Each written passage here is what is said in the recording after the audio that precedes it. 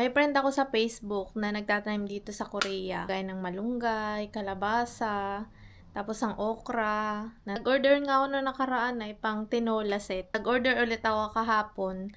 At yung parang dumating na nandun na sa labas yung tingnan natin. Tara. Ito na siya guys. Aking tatakpan na lang itong address namin. Papakita ko lang sa inyo yung view dito sa labas. At yan yung kapitbahay namin. Sobrang init nga pala ngayon dito. Wow, talaga namang. Ito yung nagugustuhan ko dito sa camera na to, Osmo Action 5 Pro. At pwede siyang i-voice command. Wait, may tumatawag. Wait lang. Stop recording. Tumatawag yung asawa ko. Para sa ako na chine-check ako kung ako daw ay kumain na. Oh, sweet. Napakatamis, guys. So, in-order ko nung last week, dineliver yata ay Friday, ay di dumating dito ay nung Monday na.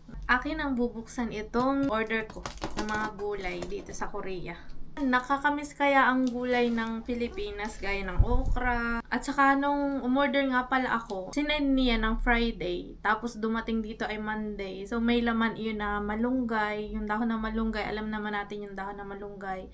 Kahit na ibalot natin ng maayos, mabilis yung masira. Dahil yung dahon ng malunggay, makikita naman natin guys na pag nagugulay tayo ng malunggay, may puno sa kalapit bahay, di kaya ay sa tabing bahay, pagkapitas, hihimayin at lulutuin ka agad. Makakita tayo sa palengke ng dahon ng malunggay na pinapagbenta. So, tumatagal lang yun ng baka magtanghali. Mabilis yung mabenta yung mga ganong gulay. Malunggay, di kaya maghapon, so, hindi na nila imbebenta kinabukasan dahil mabilis yung dumilaw. Naintindihan ko naman dito guys dahil yung sinundan niya na order ko ay Ocheguk or ang tawag baga sa atin ay post office, ganun baga. Kaya wala yung delivery siguro ng Saturday at saka Sunday. Kaya nagkagayon.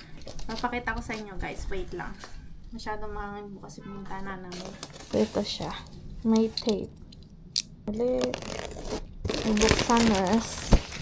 Wow, talagang punong-puno ng gulay. At saka nga pala yung nakaraan kong order ay mayroon ding ampalaya. Pero patula set. Ay, patula. Pero yung set na yun guys ay tinola set. So ito na, ang ganda ng malunggay. Ito yung pangalawa kong order. Kahapon niya to sinend. Tapos ngayon ko na-receive. Kaya fresh na fresh yung malunggay. Ayan.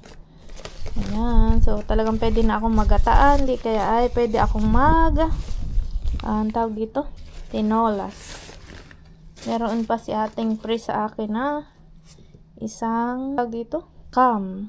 Ang English na ito ay nakalimutan ko na. Wait lang, isi-search ko pa. Cam. Nakalimutan ko na sa English. Pwede mo yung kanyang English. Ayan o, paborito kong sitaw. Pwede mag-adobo. So yung luto ko nung nakaraan, hindi na ako nakapagtinola. Alam niyo kung bakit ako ay tinatamad magtinola. So gusto ko ay yung palagala ang naggulay. So ito yung sandamakmak na sitaw. Chararan! Nabukit-kit ko na kaagad guys. Tinanggal ko na nga yung malunggay. At ako yung super excited na. Saan ba maganda ilagay? Dito sa harap. Pinatong ko lang siya sa box. Yung ang camera. Sitaw! Itong kinuha ko kahapon or yung in-order ko sa kanya kahapon ay pakbet set. Merong sitawers, kalabasugan, kalabasa. Sabi ganyan. May ampalayahin. 5 piraso yata ito. Oops, ilan na ba yun? 6 pala. Ampalaya. Talong na bilog. 3 piraso. Aba, meron pa pala ditong isa. 4 na pirasong talong na bilog. Talong na kaba. Ilan kaya ito? Wow! 4 na piraso. Chararan! Tuwang-tuwa ako guys. Nakakita ko ng Philippine na gulay dito sa South Korea. Nakita ko sa inyo yun. Wow! Healthy food. At saka mayroong sitaw dito. Ayan. May uod siguro dito kaya ganito. Sana hindi ko nahawakan. Takot pa naman ako sa uod guys.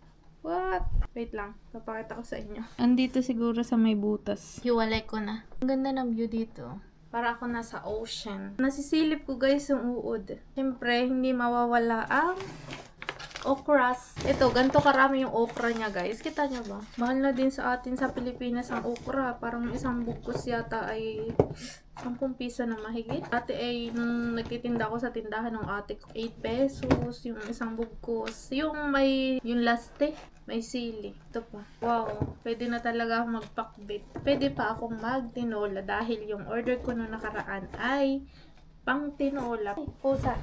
Nagigitla ako pag may dumidikit tuloy sa akin ng mga malalamig na bagay. Dahil baka yun ay something uod na dito sa mga gulay. Char. Ganun talaga ang gulay, lalo na pag fresh. Maraming insekto. Natataluban ako ng mga gulay, guys. So, ayan. Ang aking mga in-order na gulay na sobrang dami. So, ito ay magkano? Worth of 25,000 pesos. Ay, 25,000 pesos! Char! Feeling. Worth of 25,000 won. So, nandun na yung delivery fee. Pag umorder ako ng gulay at alam ko namang worth it na worth it, kaya kong kainin, kaya kong ubusin, at worth it yung aking papagkagastusan ng kwartas. Sabi ka na yun. Talaga namang aking binibili, guys. So, for today's video, unboxing ng Philippine gulay dito sa South Korea. Vlogger na ako, char.